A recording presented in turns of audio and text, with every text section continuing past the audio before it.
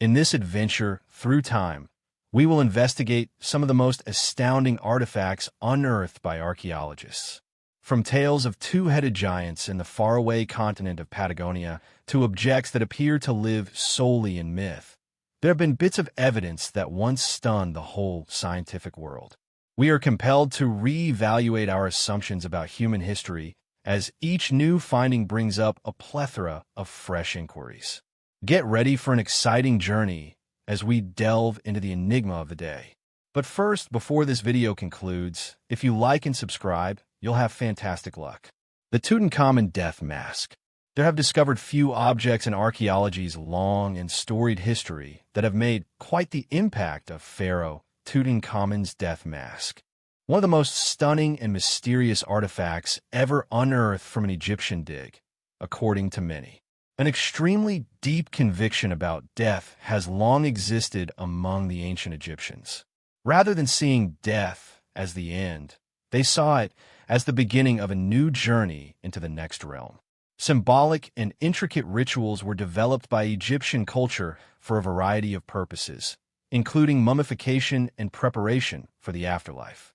The death mask of Tutankhamun took on a religious significance within that institution. The ancient Egyptians believed that this mask, which was made with careful attention to detail to mimic the king's actual face, was placed over the mummy's face before being buried in the coffin. They thought the mask would serve as a sign for the deceased soul to return to its final resting place and to identify its own body upon its return from the afterlife's lengthy journey. In the event that the mummy were to be destroyed or lost, the soul would find solace in the mask. The way the ancient Egyptians fashioned an idealized representation of the pharaoh for this mask is something very astounding.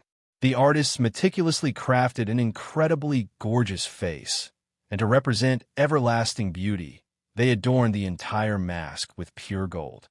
Among Tutankhamun's artifacts, this mask has stood the test of time. The Egyptian Museum in Cairo holds it in the highest esteem even as we speak. Looking at Tutankhamun's death mask brings to mind more than just artifacts from a bygone age. It evokes a feeling of the ancient Egyptians' enigmatic beliefs, profound devotion, and eerie preoccupation with death. Greek inventions from antiquity.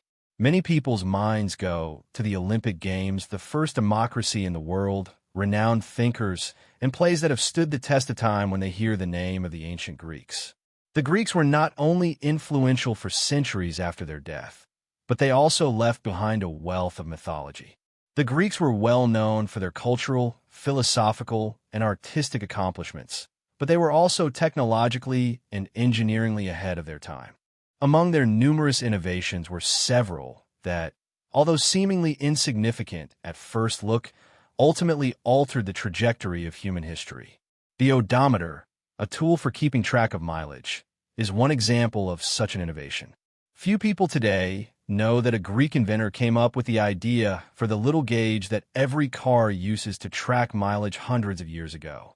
The ancient Greeks developed a system of measuring the length of newly constructed roads using a big wheel attached to a cart.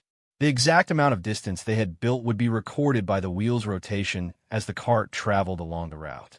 The Romans eventually embraced this innovation and made extensive use of it in constructing their extensive road system. However, the Greeks continued their investigation of time even farther. Before the Greeks came along, most societies relied on sundials to give them an idea of the time of day. However, the clepsydra, a water clock, was invented in Greece. Unlike a sundial, this apparatus could precisely record the minutes and hours by means of a constant flow of water running through a series of gears. In addition to their commonplace use, water clocks served several quite unusual functions. Placing the clepsydra in brothels in ancient Athens ensured that each customer got a fair portion by limiting their time. Furthermore, water clocks were installed in courtrooms to regulate the duration of arguments and forestall the needless extension of cases. In later years, a renowned Greek physician went so far as to utilize the clepsydra to record his patients' heart rates, one of the earliest examples of medical technology.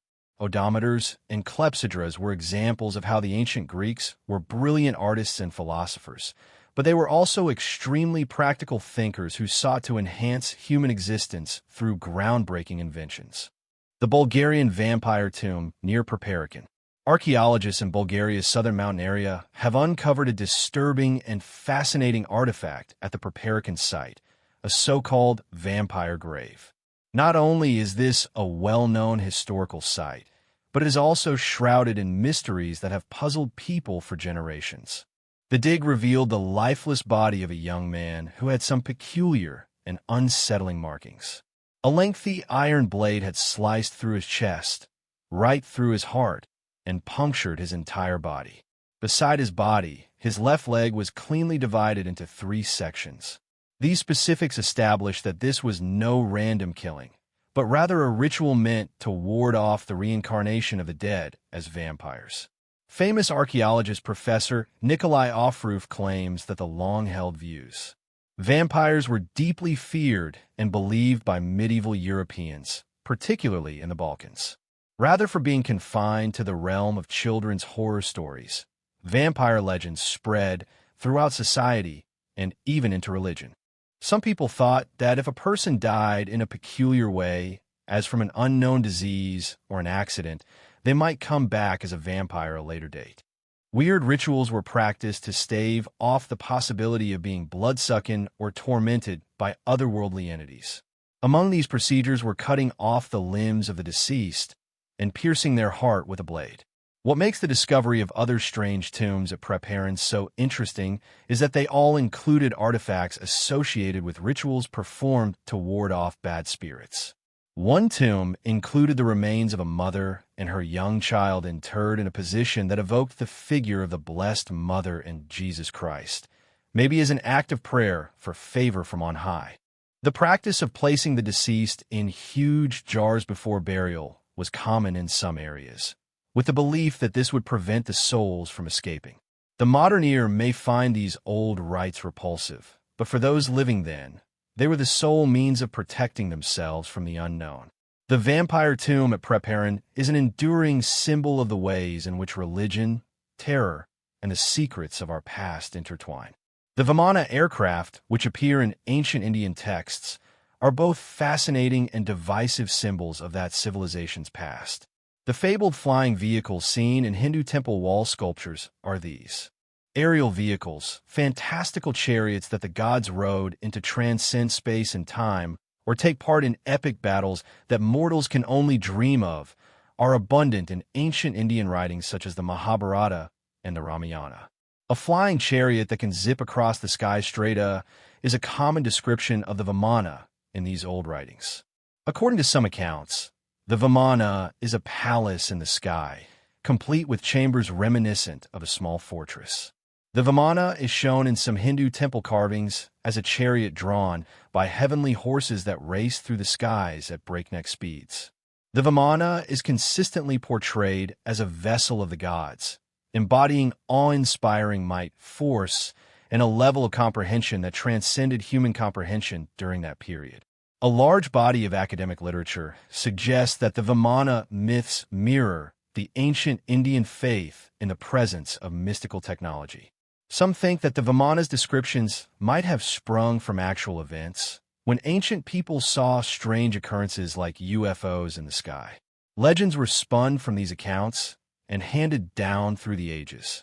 But no tangible proof of Vimana aircraft's existence has been uncovered by archaeologists thus far. Archaeological digs in India have never turned up any mechanical models, engine parts, or technical writings. Legends and lines of mythological text are the only sources for any description of Vimana. However, this legend's allure has remained unchanged over the years. For those who think the ancient Maya may have interacted with alien technology or another long-lost culture, it remains a source of fascination and speculation. As modern-day visitors gaze upon the ancient Hindu temple's stone walls adorned with Vimana carvings, they can't help but wonder if the legends of flying chariots are purely fantastical or if they were based on some sort of unexplained event that the ancients just couldn't get their heads around. A real-life bloodbath, the massacre at Glenelg. In the beginning of the novel, the strong Campbell family of the Scottish Highlands sought refuge in the Glenelg Valley mansion of the MacDonald family. The McDonalds continued their long-standing practice of hospitality by welcoming these strangers, even though they were not particularly connected to the royal family. There was plenty of food and hospitality for the Campbells and their troops for almost 2 weeks. On a chilly winter night, however, disaster befell on February 13, 1692. The visitors abruptly transformed into killers while everyone slept. Armed with their weapons, the Campbell and their men immediately murdered 38 men from McDonald's. Frightened, women and children hid in the snowy hills, but the severe cold of the highlands proved too much for many of them. Later on, hundreds of years after the fact, archaeologists dug up the ruins of Octrian, a thriving community located near Glenow's base. Findings from the excavations revealed that a small number of McDonald's managed to escape the massacre and go back to their native homeland to start afresh. The remnants of a community that persevered with extraordinary fortitude are visible in the houses, barns, and other modest buildings. But by the 19th century, the area had become the desolate wasteland it is today, since the sheep farming industry had collapsed and driven the last inhabitants to flee. It would be surprising if you believed that the Glenow massacre was the sole incident of its type in Scotland's history. The Black Dinner, which occurred in 1440, was a comparable occasion. There were 2 young Douglas brothers, aged 16 and 10, who had been invited to a banquet with King James II. However, rather than a joyous feast, the 2 were beheaded at the table on accusations of treachery. That is why heartbreaking stories of confidence betrayed and the hefty price paid by individuals who trusted the wrong people will always be a part of Scottish history. Whoever believes that cannabis is something that happened recently in human history needs to broaden their view of the past. An obscure historical cannabis commerce route existed thousands of years before the more well-known Silk Road linked Asia and Europe. Archaeologists now think that the Yamna people, who lived in the huge steppes of modern-day Ukraine and Russia, were the original Europeans to disperse this plant over Eurasia. Traces of cannabis were found in several locations across Europe and East Asia as early as 11,500 years ago, according to archaeological findings. Evidence of this plant's familiarity with people dates back to prehistoric times, when artifacts such as pollen, plant fibers, and even burned seeds were discovered at archaeological sites. The Yamna people's migration and territorial expansion, however, were the catalyst for cannabis's actual widespread adoption in East Asia. The cannabis plant expanded rapidly throughout new territories because these nomad warriors brought it with them on their travels. The ancients knew how to make the most of every advantage that cannabis offered. It was more than just a plant for relaxing. Everyday necessities like fabric and extraordinarily strong ropes were fashioned from stalks. Some people squeezed the seeds for oil, while others utilized them to make healthy meals. Traditional medicine practitioners often relied on cannabis for its medicinal properties, and the plant's blossoms and leaves were also integral parts of certain religious ceremonies. The Egyptian practice of interment using ceramic vessels. The peculiar practice of interring the dead within huge pottery jars, or pot burials, has been unearthed again and time again by archaeologists in Egypt for decades. This burial practice first emerged thousands of years ago, and many concerns about it remain unsolved to this day. It is the manner of burying that is most striking about these tombs. Burials of infants and toddlers occupied the vast majority of these jars. In numerous instances, archaeologists have uncovered adult skeletons that were meticulously folded to accommodate the limited space within the container. The little skeletons of children usually rest serenely inside the big clay jar, but the bones of adults are twisted in an abnormal fashion to fit inside. For a long time, professionals assumed that families with lower incomes who could not afford conventional coffins opted for the pot burials instead, using whatever old jars lying around. But new evidence suggests something very different. New evidence suggests that the practice of encasing the dead in a jar was symbolic of rebirth and served as both a functional and spiritual purpose. Modern researchers have concluded that the clay container represented the womb of a mother. There existed a holy cycle of life and death in which a spirit's return to its earthly mother's womb was the last step before it departed this world. Placing the deceased in a jar was believed to ease the soul's passage to the afterlife and provide solace. For example, it is common to find jars with their mouths purposefully cracked, as if to represent the soul's escape, as in the shattering of an eggshell. Pot burials are obviously an ancient cultural practice that shows a strong bond between humans and the reincarnation cycle. However, interpretations may vary by time period. Every time archaeologists find another jar like this one, they learn more about the ancient Egyptians' deep philosophical beliefs and practices, and they also learn more about their burial practices. Plastic surgery in ancient India. Most people conceive of cosmetic surgery as a scientific breakthrough in the modern era. Most people don't know that the practice of plastic surgery has its roots in ancient India, specifically in the work of the plastic surgery pioneer Sushruta. During the time that Sushruta was alive, in the 6th century BCE, Indian society was experiencing a golden age of scientific and medical advancements. One of the earliest books on medicine, the Sushruta Samhita, was written by Sushruta. His book includes extensive descriptions of over 1,100 ailments, recommendations for hundreds of therapeutic herbs, and detailed instructions for several surgical procedures. Notably, Sushruta is revered for delivering the initial documented accounts of rhinoplasty, or nasal restoration surgery. This laid the groundwork for the techniques used in contemporary cosmetic surgery. Those found guilty of adultery or theft in ancient India faced the death penalty, the amputation of one's nose.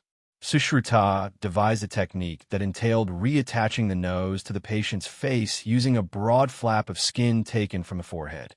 This allowed the patient's face to function and seem normal again after this unfortunate event. This method not only helped these people look better, but it also restored their self-esteem and offered them a second opportunity at social integration. Reconstructive procedures were possible in ancient Indian medicine, proving that the discipline was ahead of its time despite the dire medical circumstances of its day.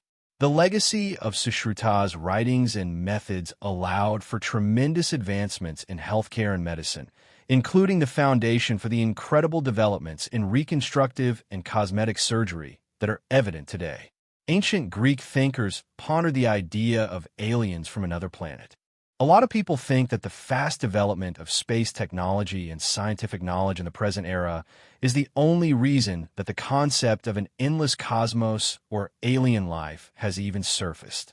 Actually, though, these audacious ideas didn't emerge until the ancient Greek philosophers put them forth, which is thousands of years ago.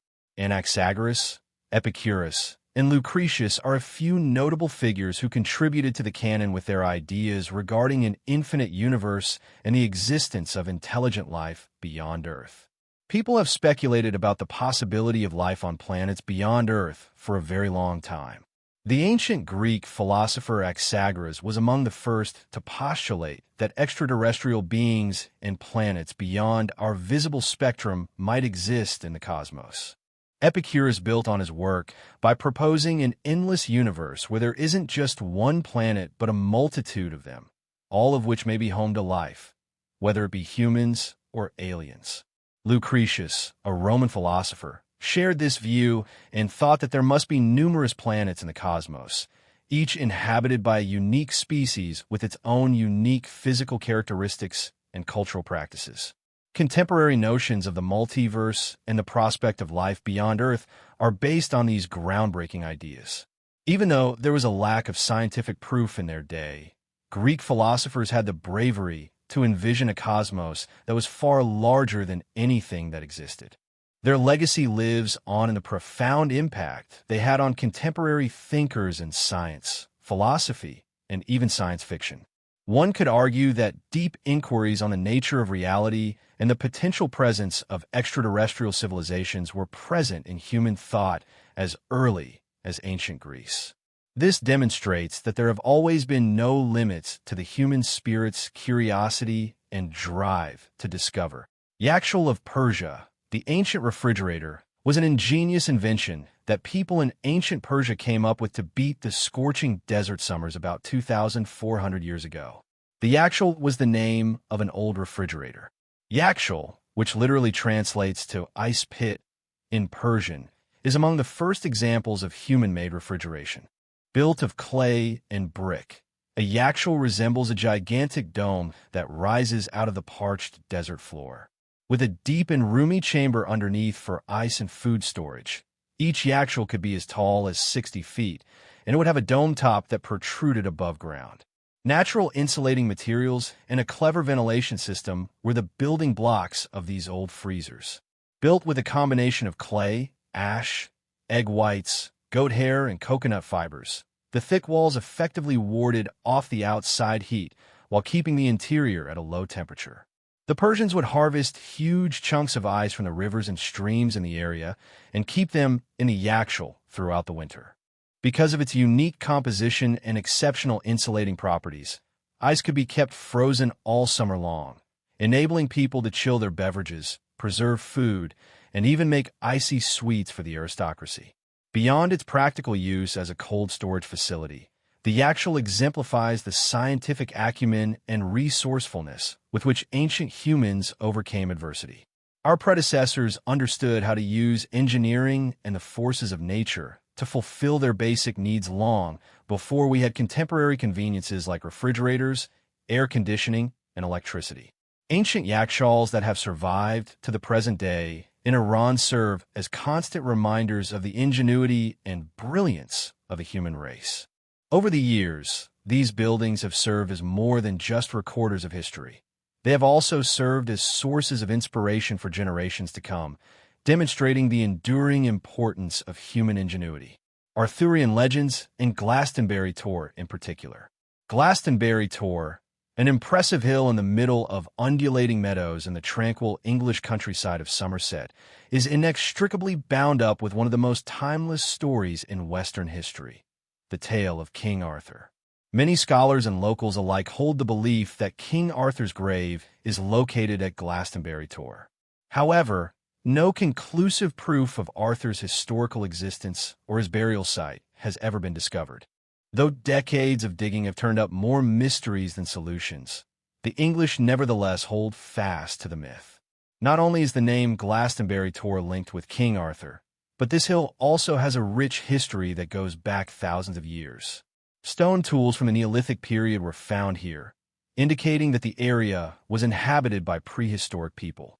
The numerous objects discovered beneath Glastonbury Tor's surface show that it maintained its importance during Roman times.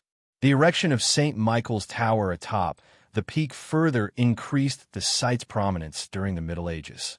Rumors began circulating about the hill in the 12th century, suggesting that monks had discovered the remains of King Arthur and Queen Guinevere and had staged a lavish funeral for them in front of many witnesses. This added to the hill's air of mystery. In contrast, the majority of contemporary historians think this tale might have been nothing more than a ploy to boost the region's reputation and draw in pilgrims.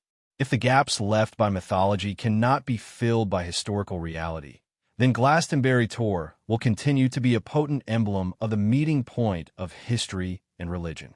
Generations of Britons and tourists from all over the globe have come to this hilltop location in their quest to unravel the eternal enigma of King Arthur.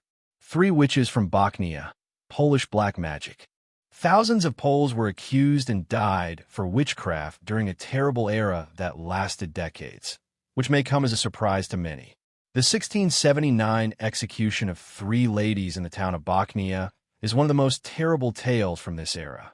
The 3 ladies were allegedly involved in horrific witchcraft rites, as documented in historical accounts.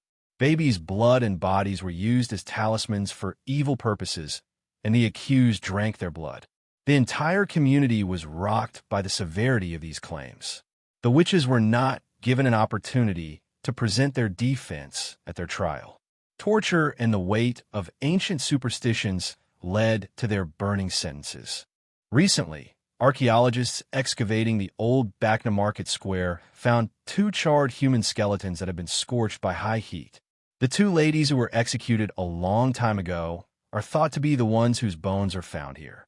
In addition to providing physical evidence of an incident that has entered local folklore, the finding of these bones is a somber reminder of a dark period in our nation's past. The catastrophe at Bacna was just one of many. Polish witch hunts lasted far longer than those in other European nations, even into the 18th century. Death sentences were handed out to 3,000 to 4,000 individuals at this time due to accusations of black magic. Encountered in the crossfire or used as pawns in community and personal feuds, many of these people suffered needlessly. Researchers in Poland aren't just looking for evidence of the country's notorious witch trials. They're also serving as a sobering reminder of the devastating effects that widespread panic can have on any community. Beneath Beijing's Olympic Village is a long-forgotten mansion. Even just under the feet of contemporary buildings, artifacts of historical significance have been unearthed on occasion. In 2015, when Beijing was getting ready to host the Winter Olympics, this occurred precisely in China. When archaeologists were doing site inspections for the new Olympic town, they stumbled upon the ruins of a once great summer palace that belonged to a long-lost Chinese dynasty. Taizuchen is a little village just outside of modern-day Beijing, and it is here that you will find the archaeological site. Archaeological artifacts, crumbling walls, and old foundations were unearthed during constructors' geological studies and experimental excavations. The artifacts were identified as the summer home of the famous Jin Dynasty Emperor Wanjing, who ruled northern China in the 12th and 13th centuries, according to the analysis. The imperial family and their court would often retreat to this summer castle for hunting, rest, and ceremonial purposes. During the Jin Dynasty, it was a cultural and political epicenter close to Beijing, the old capital. But as time went on and other dynasties came to power, the palace was progressively deserted and forgotten. After the discovery, Beijing city officials changed the Olympic Village's design to better preserve the artifacts. Athletes and spectators at the world-class athletic event were able to learn about Chinese culture and history at the location, which was also turned into an archaeological park. The ruins of Taizuchen's summer palace serve as a reminder that no matter how many man-made wonders we unearth, there will always be mysteries lurking beneath the surface. They also serve as a monument to the glory of a long-gone empire. The dark passageways under Ani, Armenia. Located on the Armenian borderlands, the historic city of Ani was a medieval global powerhouse. The windswept hilltop ruin has long captivated history buffs, archaeologists, and anybody else with an interest in the unknown. But a really remarkable secret did not emerge until the expansion of excavations in the late 19th century. A huge network of tunnels buried deep beneath the surface of Ani. More than 800 subterranean buildings, including monasteries, stables, crypts, and even residences, were discovered beneath layers of debris and wild grass, something no one had anticipated. Tunnels wind their way between rooms, creating a maze-like layout with several branches and turns that either lead to large, open corridors or smaller, more secret quarters. Proof that these buildings have survived for millennia is the presence of old Armenian inscriptions on the remaining stone walls. Compared to other ancient cities of the same period, Ani's subterranean works are enormous. Nevertheless, the original motivation behind the extensive underground system's construction is still a big mystery. During wartime or in the event of an unexpected invasion, these subterranean rooms may have served as hiding places, according to some scholars. Some people think these may have been secret bases for medieval clergy rites or places of worship. Although much of Ani is in ruins now, the city's subterranean passages still fascinate and perplex researchers and history buffs. Here in Egypt lies the mummy whose tongue is golden. The instance of the mummy interred with a golden tongue is one of the most extraordinary examples of Egypt's peculiar archaeological finds. At the ancient cemetery site of Taposiris Magna, close to Egypt's northern coast, archaeologists found this relic. Estimates put the mummy's age at about 2,000 years, placing it within the time when the Greeks and Romans ruled Egypt. A small sheet of gold, meticulously made to fit precisely within the mouth, had been substituted for the deceased's natural tongue, which truly shocked the specialists. This was more than just an ornamental act. It mirrored a deep-seated ancient conviction, said the Egyptian Ministry of Antiquities. People back then thought that when they died, their souls could communicate with the deity Osiris through the golden tongue. According to ancient Egyptian belief, the fate of a person was largely determined by the judgment of their soul after death. The dead were required to account for their actions in life to the gods, particularly Osiris. Their souls would be impeded and unable to carry on to eternity if they were unable to speak. This is why the golden tongue was something of a key to a new universe and a symbol of communication both in one. The finding of a golden-tongued mummy at Tapazras Magna is a striking example of the ancient Egyptians' inventiveness and faith-inspiring ability. These rites still fascinate modern-day Egyptians and leave many concerns concerning their religion and the afterlife unsolved. Ashes of Siddhartha Gautama, the Buddha, are among the most fascinating artifacts unearthed in China's ancient sites. The discovery of a porcelain box purportedly containing the ashes and tooth fragments of Siddhartha Gautama, the Buddha, is one of the rare events that have captivated religious and historical researchers to such an extent. This happened at a rural Chinese temple when archaeologists found a beautiful ceramic box with white glaze. People in antiquity believed that the little bone parts and meticulously kept ash fragments contained within the box belonged to the Buddha himself. In addition to the box, archaeologists unearthed around 265 old Buddha sculptures buried at the temple site. There isn't an item here that is more than 1,000 years old. The question of whether the ashes and tooth artifacts included in the porcelain box actually belonged to Siddhartha Gautama remains an open one in the present scientific community. His ashes and relics were scattered to numerous places when the Buddha passed away, according to historical records, although the authenticity of these objects is still up for discussion. According to archaeologists, the most important thing about this find is not just the artifacts themselves, but also the widespread religious awe and respect that resulted from it in ancient Asia. Even while conclusive proof is still hard to come by, the finding of hundreds of Buddha sculptures and a porcelain box supposedly containing the Buddha's ashes and tooth relics has provided insight into the religious, creative, and spiritual practices of the ancient world.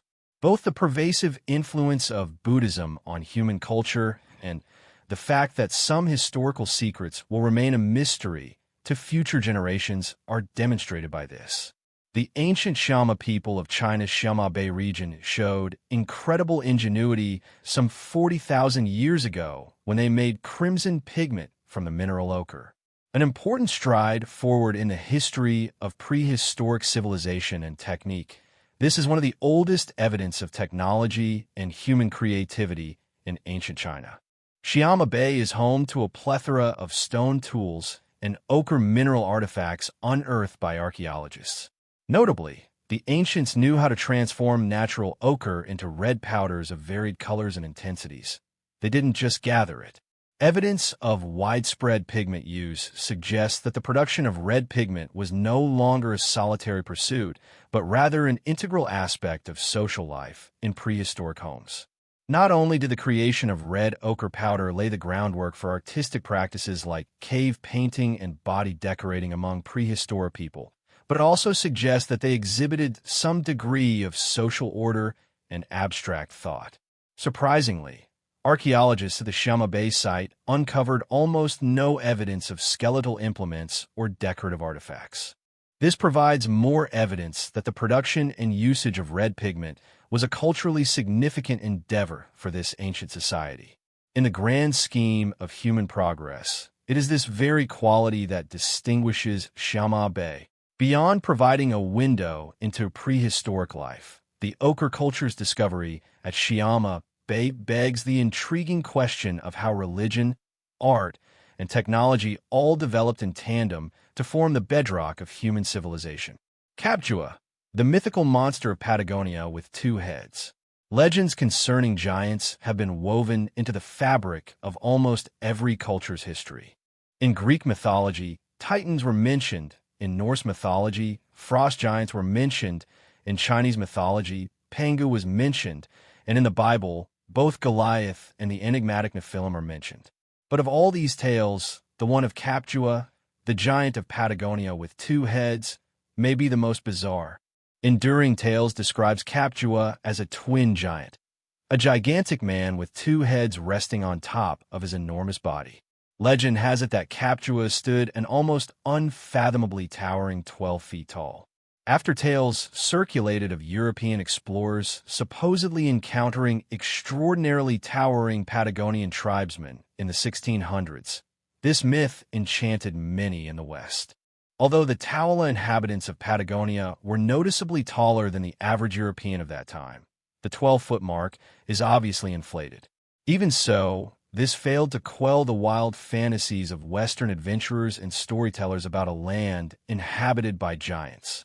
One popular account states that Capua was taken prisoner by Spanish sailors in 1673 and bound to a ship's mast. But the giant escaped, and a brutal struggle ensued, culminating in his death as a spear was driven through his chest. Myth has it that his remains were first sent to England and subsequently to America, where they became the grisly focal point of strange exhibits. According to an alternative version, Capua had already died when he was found on the coast. The Paraguayans had speared his corpse and mummified it for religious rituals. Supposedly, English Captain George Bickle returned to his nation with a two-headed body not long afterward. The big mystery of Capua eventually became one of those things that people can't stop wondering about. He ended up in museums and sideshows. Regardless matter which story you subscribe to, the fact remains that contemporary scientists concur that a two-headed monster is highly improbable. The person in history is Robert Wadlow, who stood 8 feet 11 inches and died young due to health problems. Cases of conjoined twins with two heads and one body are extremely rare, and most do not survive to adulthood, let alone grow into a giant warrior. The so-called Capua mummy was, in fact, once part of the circus collection of Barnum, the famous master of oddities in the 19th century. Barnum was notorious for hoaxes like the Fiji mermaid and the jackalope. At the time, there was even an art called gaff taxidermy, where animal remains were stitched together to create imaginary creatures meant to draw crowds of the curious. Today, most scientists agree that the Capua mummy is simply a product of the strange art of fabricated taxidermy, likely made purely for profit. Nevertheless, the legend of the oldest shark attack victim in history was discovered in Japan. In the field of archaeology, there are discoveries that not only recount stories of life but also expose terrifying moments of death in the distant past.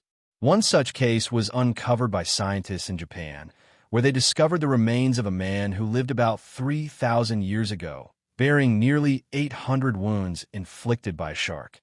According to researchers, this skeleton is among the clearest and earliest archaeological evidence in the world of a shark attack victim. When experts first examined the remains unearthed from the Tacoma Shell burial ground, they noticed that the man's body appeared to have been torn apart by hundreds of jagged marks, each characteristic of shark teeth. In total, scientists counted around 790 wounds, large and small, scattered across the bones, enough to conjure the image of a horrifying underwater struggle for survival. Remarkably, the man had not only suffered a ferocious attack, but also showed signs of a desperate fight for his life. Archaeologists found that his left hand had been completely severed, likely as he tried to defend himself when the shark struck. In addition, both of his legs were badly damaged, further illustrating the severity of the injuries he endured. This discovery is of enormous scientific value, as it documents the oldest known shark attack victim in human history. More importantly, it helps us understand the dangers our ancestors once faced in their harsh struggle for survival. The pit of severed hands at Avaris, Egypt, revealed pits filled with human hands discovered near the throne in the ancient city of Avaris, the center of power for the Hyksos dynasty some 3,600 years ago. This discovery astonished archaeologists, as it was the first time that rituals once known only from ancient texts were confirmed in real life. Scientists found 4 deep pits within the grounds of the ancient palace, 2 of them located right in front of the throne room where King Kion, the most powerful ruler of the Hyksos, once held court. Each pit contained a single right hand, carefully and separately buried. The other two pits were found on the outskirts of the palace compound, this time containing a total of 14 right hands, all belonging to adults. Remarkably, not a single left hand was found, only right hands, most of them unusually large. Based on ancient Egyptian texts, researchers believe this is the first physical evidence of a ritual previously described only in hieroglyphs, never before confirmed. Egyptian warriors, after victory on the battlefield, would cut off the right hand of their enemies and present it to the king in exchange for gold or other valuable rewards. The removal of the right hand was not just to prove military achievement, but also carried symbolic meaning. It stripped the defeated of their power, strength, and honor. For archaeologists, the discovery of these hand pits represents a major breakthrough, finally confirming what had previously existed only in ancient writing. The hands, buried in silence for thousands of years, now tell a bloody story of power, war, and glory in the age of the Hyksos.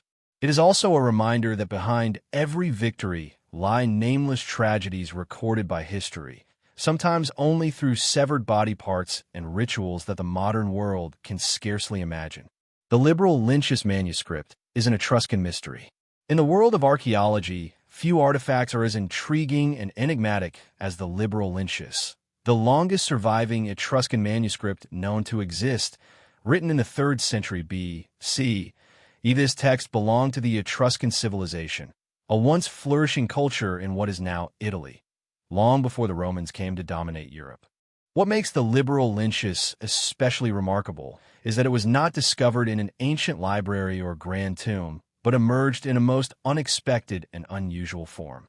In 1848, in the city of Zagreb, Croatia, researchers purchased an Egyptian mummy from Alexandria. After bringing it back to the local archaeological museum, they noticed that the mummy was wrapped in linen inscribed with mysterious writing that initially went unrecognized.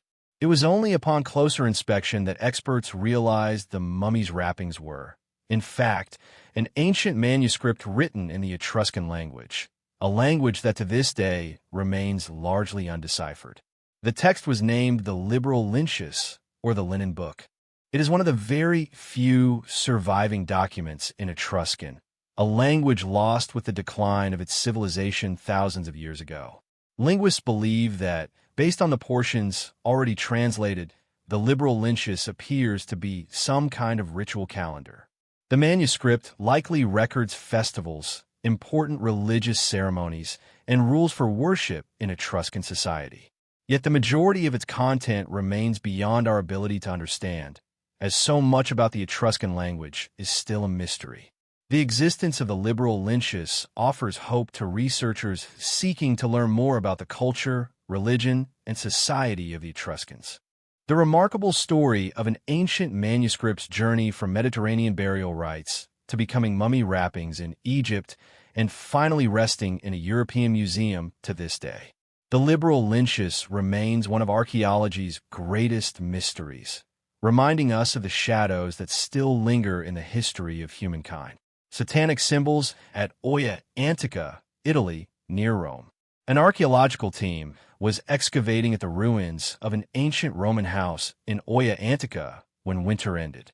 Upon returning to the site after a period of closure, they immediately sensed that something was amiss. As they examined the ancient stone walls, archaeologists found a series of strange drawings and symbols that did not belong to the Roman era.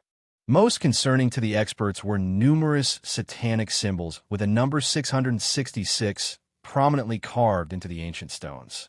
In addition, there were feathers scattered across the ground and remnants of extinguished campfires. These signs suggested that the area had been used for enigmatic nighttime rituals, taking advantage of the A. Following an investigation, the archaeologists determined that the symbols in question did not belong to the original ancient remains, but were instead the product of modern-day vandals, most likely affiliated with satanic groups. It is likely that during the site's closure, some individuals sneaked in to perform extreme religious rites or to draw attention to themselves by defacing the ruins and setting fires in the middle of this historic site. Whatever their reason, these acts have greatly diminished the archaeological and historical significance of the site. The experts are even more convinced than before of the importance of safeguarding ancient monuments from vandalism and the crucial role of community awareness in preserving our common human heritage. Ancient English sacred chickens. When one thinks of animals closely associated with England's history, one often imagines horses, cattle, or hunting dogs. However, recent discoveries in archaeology have shown an unexpected truth. The chicken, so common in rural life today, actually had a very special place in the beliefs and culture of ancient Britain. Over the years, archaeologists have unearthed chicken skeletons buried at sites in England dating back to the Iron Age, the Romans, and even the Saxons. What's even more surprising is that the majority of these skeletons are remarkably undamaged, showing no signs of having been slaughtered or otherwise prepared for human consumption. Scientific analysis suggests that these birds lived for 3 to 4 years, which is significantly longer than modern chickens, which are typically kept for only a few months. Experts believe that ancient Britain did not raise chickens primarily for their meat or eggs, as most other civilizations did. Instead, chickens were seen as sacred beings, possessing spiritual value and deeply intertwined with religious practices, traditions, and community life. In sacrificial rituals, chickens were used to pray for good harvests, protect health, ward off bad luck, or even as offerings to local deities. In addition, carefully selected roosters served as fighters in competitions, not only as entertainment, but as symbols of divine power and the owner's fortune. Many chicken burials at archaeological sites were conducted with great care, sometimes with a sense of ceremony comparable to human graves. Chickens were often laid on their side, wings folded neatly, with the entire skeleton left undisturbed. In some special cases, chickens were even buried with small objects like necklaces, stones, or pottery fragments, showing that they were truly respected and treated as members of the community. Experts suggest that the belief in the chicken's spiritual power may have originated from its ability to call the sun each morning, symbolizing new beginnings and the continuity of life. Moreover, the crowing of a rooster at dawn was thought to warn away evil spirits, bringing peace and protection to the entire village. Beyond this, chickens were also symbols of social status. Raising beautiful, healthy birds or owning famous fighters could bring respect and prestige to their owners. Some traditional festivals included fighting tournaments where the victorious bird and its owner were honored by the whole community. All these discoveries have completely changed previous assumptions about the role of chickens in English history. For the ancients, chickens were not merely livestock for food, but sacred creatures, bridges between the human world and the divine, symbols of luck, vitality, and communal strength.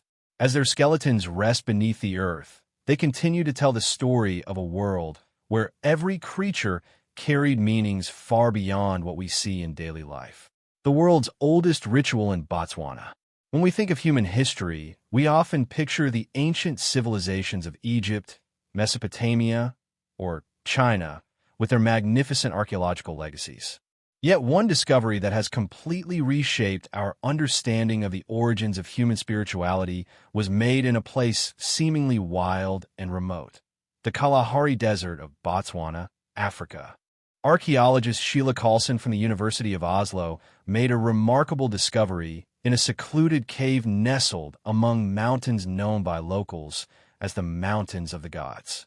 Inside the cave, her research team uncovered a massive rock carved in the shape of a snake's head, a creature long associated with power, rebirth, and mystery in many ancient cultures.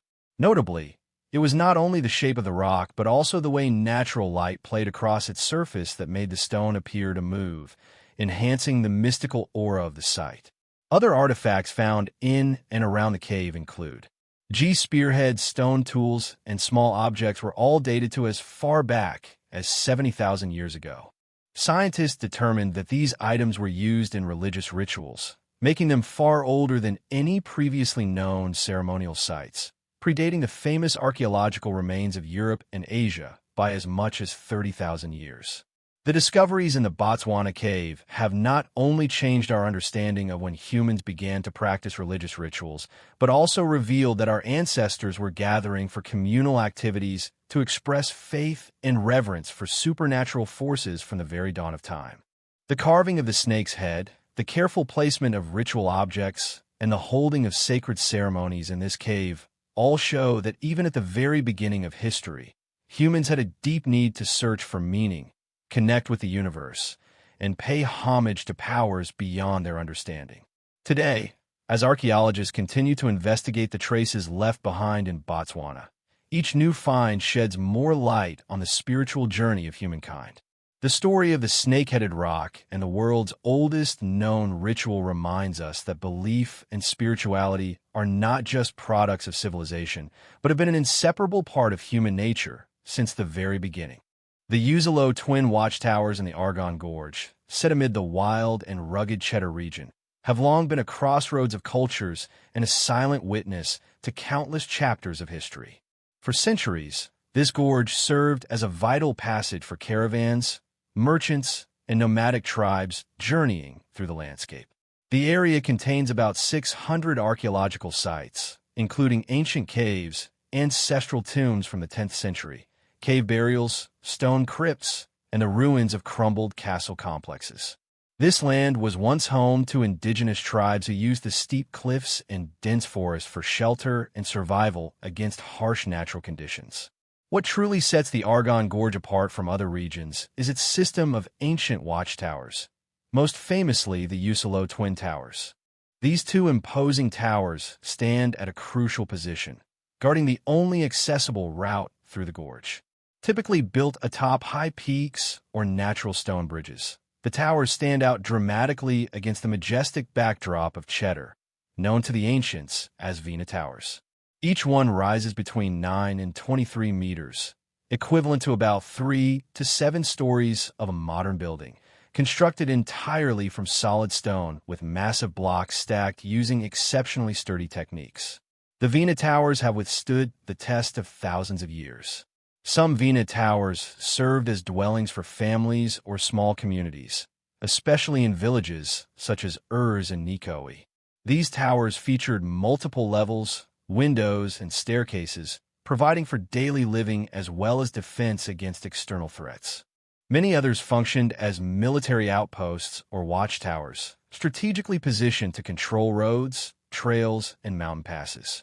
This allowed the sentinels to keep a close eye on all movement and quickly alert the community to any danger, whether from invaders or bandits. The Vina Towers were not only fortresses but also symbols of communal power and strength. The Unsolved Twin Watchtowers, in particular, known locally as the Great Houses guarding the gorge, are nearly 900 years old, though the oldest Vina Towers in the region may date back more than 2,000 years. The two Unsolved towers are carved directly from the solid rock of the gorge, making them an inseparable part of the landscape. Their unique design ensures that no one can pass through the Argonne Gorge without crossing or being seen by these massive towers. Whether merchants, travelers, or armies passed by, they were always aware that their every move was monitored and tightly controlled by the watchtowers above. Beyond their military value, the Vina Towers reflect the ingenuity and craftsmanship of ancient architects and builders. Constructing nearly 20 meters high stone towers atop mountains in such challenging conditions is clear evidence of their understanding of materials, engineering techniques, and labor organization.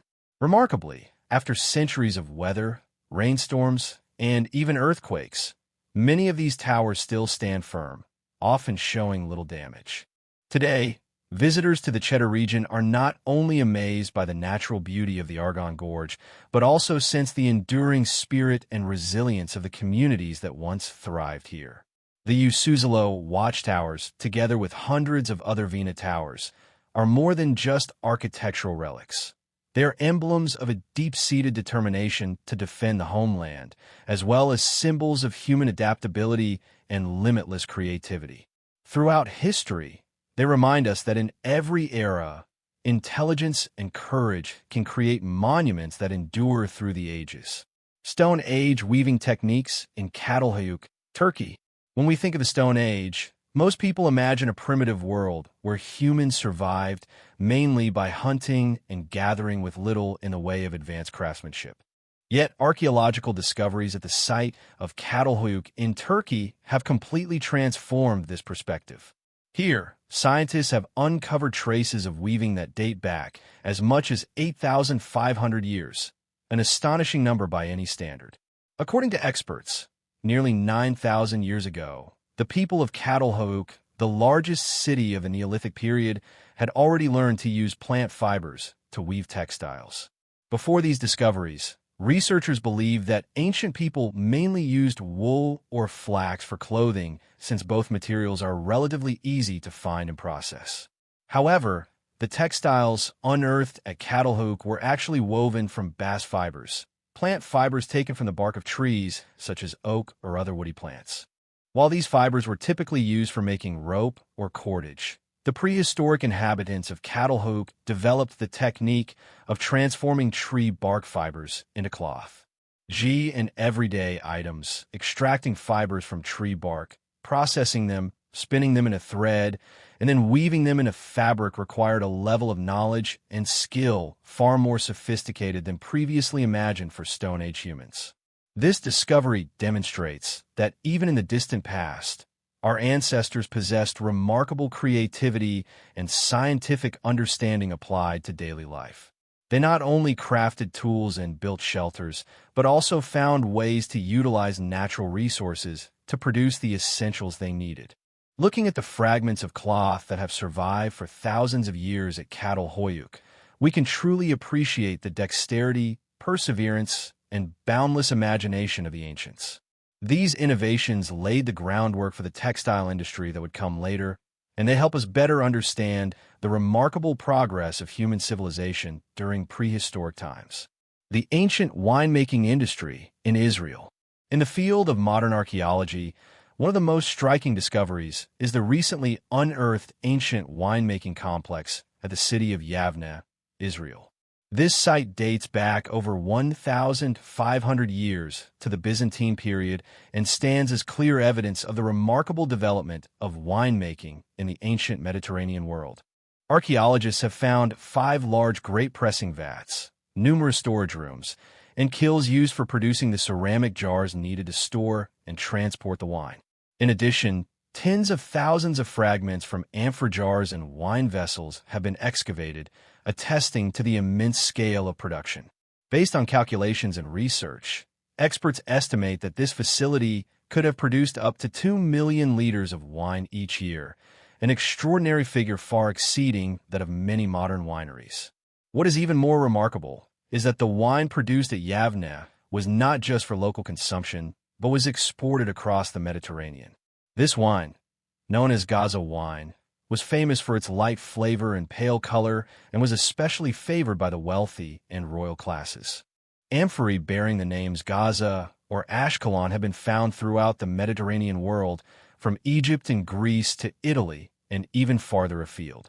This discovery not only showcases the skills and knowledge of ancient Israelite winemakers, but also reflects the vital importance of winemaking to the economy and social life of the time. Wine was not merely a beverage. It was a nutritional staple, often replacing water, which was frequently contaminated in antiquity.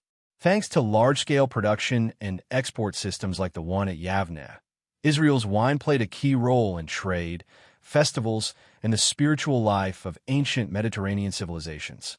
Leonardo da Vinci's mechanical robot. Around the year 1495, during the dazzling heights of the European Renaissance, Leonardo da Vinci astonished the nobility of Milan by unveiling an invention that was centuries ahead of its time: the mechanical knight. This was one of the earliest examples of a robot in human history. Leonardo is not only famous for iconic paintings like the Mona Lisa and the Last Supper, but also as a genius inventor, always eager to explore the limits of technology and engineering. Leonardo's mechanical knight was designed to resemble an armored medieval warrior.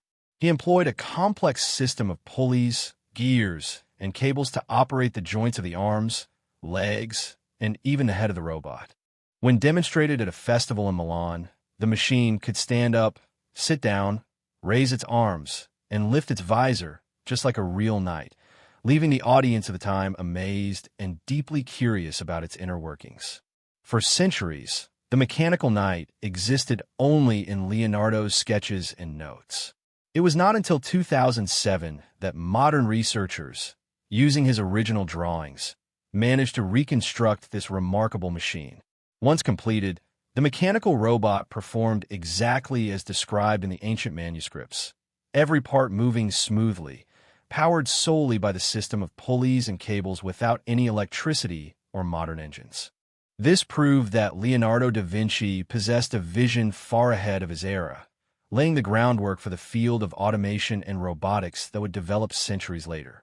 Today, Leonardo's mechanical knight stands not only as a testament to the boundless creativity of humanity, but also as a reminder that many ideas we assume to be pure fantasy were, in fact, explored and developed by great minds like Leonardo da Vinci hundreds of years ago. The severed human head in Brazil. Deep within the dense tropical forests of Brazil, archaeologists made a shocking and unsettling discovery. A human head dating back 9,000 years, accompanied by two severed hands placed over the eye sockets of the skull. This artifact was unearthed in the Lapa do Santo cave, one of the most important archaeological sites in South America, known for bearing traces of the continent's earliest indigenous inhabitants. When scientists discovered these unusual remains, they immediately realized this was not a typical case of decapitation or the result of intertribal violence. What drew their attention most was the way the two hands had been cut from the body and carefully arranged over the face of the skull, each hand covering one eye, creating an incredibly haunting image. Researchers believe this precise arrangement is evidence of a sacrificial ritual or a spiritual ceremony practiced by ancient native peoples. According to archaeologists, this ritual may have been linked to beliefs about the soul's journey or the cycle of reincarnation. The indigenous people may have believed that covering the dead person's eyes with their own hands would protect the soul from evil forces or prevent the deceased from witnessing something in the afterlife. It could also have been a way for the community to show respect to the departed or to prevent the soul from returning to the earthly realm in another form. This discovery has expanded scientific understanding. Understanding the literary rituals and complex spiritual life of South America's earliest residents. Every such relic, even just a head and a pair of hands, remains a key to unlocking the great mysteries of ancient civilization. It reminds us that the prehistoric world always held a strange yet familiar blend of fear and faith, much like the hopes and anxieties of modern humanity. In recent years, a number of NASA scientists have put forth an audacious and controversial theory that challenges the conventional wisdom about the origins of humanity. They propose the idea that, prior to the appearance of humans, Earth may have been home to an advanced technological civilization. This theory is based on the premise that, throughout Earth's history spanning hundreds of millions of years, there may have been intelligent, technologically advanced, complex societies that suddenly disappeared without a trace. These scientists point out that modern humans have only been building an industrial society for approximately 300 years, while the planet has endured numerous changes over millions of years. If there truly was a technological civilization predating humanity, all remnants of their materials, structures, or devices could have been erased by time, natural decay, geological events, or buried deep beneath the Earth's crust. So far, scientists have not found any conclusive evidence to support the existence of such a pre-human civilization. There are no archaeological remains, no machines or tools, and no signs of advanced technology attributed to any prehistoric species other than humans. Nevertheless, this idea remains a topic that stimulates curiosity and debate within the scientific community. It forces us to question the limits of our current knowledge and to consider what might have been lost to the depths of the Earth's ancient past. Even though it remains only a hypothesis, The concept of pre-human civilizations reminds us that the history of this planet still holds countless unsolved mysteries, and that there may always be stories buried beneath the dust of time, waiting to be discovered. Brutal sacrifice in ancient Ecuador. In recent years, archaeologists have uncovered a strange mass grave in the Manglares Valley of Ecuador. What they found inside this grave revealed a bloody and mysterious story from ancient times, leaving the entire scientific community stunned. Among the excavated remains, the most striking was the body of a young woman who was pregnant in her 7th to 9th month. But that was not all. The traces on her skeleton showed she had suffered a severe blow to the head and was missing a hand and a leg. Clear signs of violence and a savage ritual. The archaeologists also found numerous sacrificial objects buried with the woman, creating a scene that was both sacred and chilling. There were seashells placed to cover the eye sockets of the dead, sharp obsidian blades arranged around the body, another human skull placed nearby, a crab claw resting on her abdomen, and many charred items scattered throughout the burial pit. These offerings all pointed to a complex sacrificial ritual likely tied to special beliefs or religious customs of the ancient Montino people. Based on the evidence, scientists have put forward two main theories about the fate of the victim. The first suggests that the young woman, along with her unborn child, may have been sacrificed in a ritual offering meant to appeal to the gods for relief when drought and natural disasters threaten the community.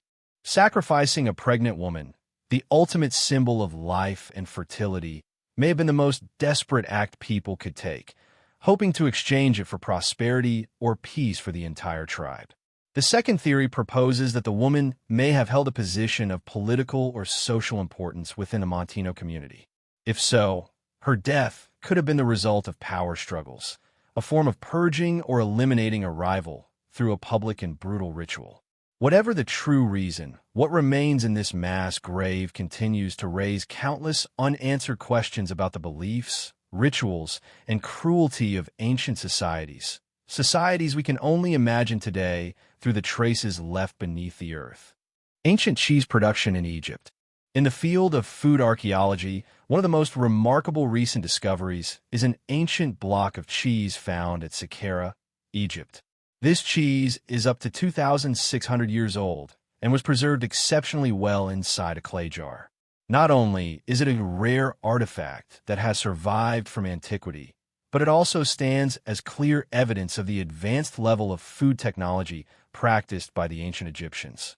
Archaeologists discovered this block of cheese while excavating the vast necropolis at Saqqara, a site home to many tombs and artifacts from the time of the pharaohs. Inside several carefully sealed clay jars, they found pieces of cheese still intact in their original shape, despite spending millennia underground. What is particularly noteworthy is that the cheese was made primarily from goat's milk and sheep's milk, two ingredients that were common in the cuisine of ancient Egypt. The ability to preserve food for long periods using clay jars shows that the Egyptians were not only skilled pyramid builders and inventors of writing, but also possessed deep knowledge of food and food safety. Their cheese-making and preservation techniques could be compared to any other civilization of the same era. Moreover, modern chemical analysis has revealed that this ancient Egyptian cheese contained high levels of acid, which made its flavor much stronger than modern cheeses and also helped prevent the growth of harmful bacteria. This discovery not only expands our understanding of daily life in ancient Egypt, but also highlights their creativity and craftsmanship in food production. From Saqqara is living proof that people, even in the distant past, knew how to use natural resources to enrich their meals and preserve them for future generations. The tomb at Luxor, Egypt. In recent years, archaeologists have announced the discovery of a remarkable ancient tomb at the Dra Abu el Naga necropolis, located on the west bank of Luxor, Egypt. This tomb dates back to the 18th dynasty, the most prosperous era of ancient Egyptian civilization. What sets this tomb apart from many previous finds is the number of Ushabti figurines inside. Up to 365 small statues, each carefully arranged in rows throughout the burial chamber. Ushabti figurines are small human-shaped statues usually crafted with great care by Egyptian artisans. According to ancient beliefs, each Ushabti would serve in place of the deceased, performing tasks for them in the afterlife so they would not have to do hard labor themselves. The Egyptians believed that after death, the soul would still have to carry out work like farming, harvesting, building, and more in order to maintain eternal life. Therefore, 365 Ushabti, one for each day of the year, were considered a loyal servant army, always ready to help their master whenever needed. Alongside this army of dolls, archaeologists also found the mummy of a young girl, estimated to be only about 15 or 16 years old. She was laid to rest on her side, a rather uncommon posture compared to other mummies. What makes this even more special is that she was still adorned with necklaces, bead strings, and many finely crafted pieces of jewelry, indicating she came from a wealthy or noble family. Right next to her mummy, researchers found a pair of sandals, still perfectly preserved despite having been buried underground for over 3,000 years. The excellent condition of these items has provided scientists with valuable clues about the daily life, customs, and spiritual beliefs of ancient Egyptians. The discoveries at the Dra Abu El Nagatum not only add to our understanding of Egyptian burial rituals and worldviews, but also remind us that even after thousands of years, the spiritual values, beliefs, and human emotions invested in the afterlife have endured in their own unique way. Ancient Egyptian cosmetics. When people think of ancient Egyptian civilization, they often picture magnificent pyramids, mysterious statues of pharaohs, or treasures of gold and silver buried beneath the ground. However, another area that flourished in ancient Egyptian society was cosmetics, especially kohl, the familiar eyeliner used by both men and women of all social classes. Kohl was not simply a beauty product meant to accentuate the sharpness of the eyes. Scientists have discovered that the kohl used by ancient Egyptians was made from a variety of minerals, including galena, lead sulfide, malachite, copper carbonate, as well as animal fats and natural vegetable oils. People in those times used kohl to draw lines around their eyes, creating a striking style of makeup that remains popular even today. Beyond its cosmetic purpose, kohl also held deep medical and religious significance. With Egypt's harsh climate and frequent sandstorms, applying kohl around the eyes helped protect them from the bright sunlight and from harmful insects. The mineral ingredients in kohl also helped prevent eye infections, a common health issue in this region. Additionally, the Egyptians believed that kohl could ward off evil spirits and provide spiritual protection, so it was often used in religious rituals as well as daily activities. Small containers of kohl made from stone, pottery, or precious metals have been found in ancient tombs, showing that cosmetics played an important role not just in daily life, but also in Egyptian burial practices. This makes it clear that cosmetics and personal care were significant elements of ancient Egyptian culture, contributing to the refinement and mystery of this legendary civilization. Prehistoric skull with a bullet-like wound in Zambia. One of the most remarkable archaeological discoveries in recent times is an ancient skull unearthed in Zambia, Africa. This skull belonged to Homo habilis, an ancestor of modern humans, and is estimated to be between 125,000 and 300,000 years old. When scientists studied the skull, they found a small, perfectly round hole with edges that were extremely even and sharp, sparking an ongoing debate in the international scientific community. The strange perforation on the skull is perfectly circular, and the cut surface closely resembles what is typically seen in gunshot wounds in modern medicine. From a professional standpoint, bullet wounds create a round hole with radiating cracks around the point of impact, and on this prehistoric skull from Zambia, researchers observed similar characteristics. What astonished everyone was the age of the skull, since there is no known civilization from that era that possessed technology advanced enough to create weapons like guns or lead bullets. As a result, once news of this discovery was made public, numerous theories emerged to explain the origin of this mysterious hole. Some scientists believe the hole could have formed due to natural factors, such as the bite of a large carnivore, a heavy blow from a falling rock or sharp object, or even the long-term effects of weathering, which over hundreds of thousands of years could erode the bone and create a bullet-like hole. Others suggest it might be the result of a severe injury suffered in the harsh struggle for survival, where ancient people constantly faced risks from wild animals or natural disasters. Nevertheless, despite arguments based on natural explanations, there remains some who believe that this wound could be the trace of an event far beyond the imagination of modern humans. Some even speculate about the possibility of advanced technology or factors never before recorded in any prehistoric culture. These theories suggest that in the distant past, there may have existed highly developed civilizations, or perhaps there was intervention by extraterrestrial forces. To this day, the prehistoric skull with a bullet-like wound from Zambia remains a major mystery for the scientific world. All explanations so far remain speculative, with no conclusive evidence to determine exactly what caused the hole. This discovery serves as a reminder that the history of human evolution and existence still contains many unanswered mysteries, and that any archaeological find has the potential to change our understanding of humanity's distant past. Thank you for watching until the end of the video. If you found these mysteries fascinating, let us know your thoughts in the comments below. Don't forget to subscribe to the channel and turn on notifications so you won't miss any of our upcoming journeys. See you in the next video.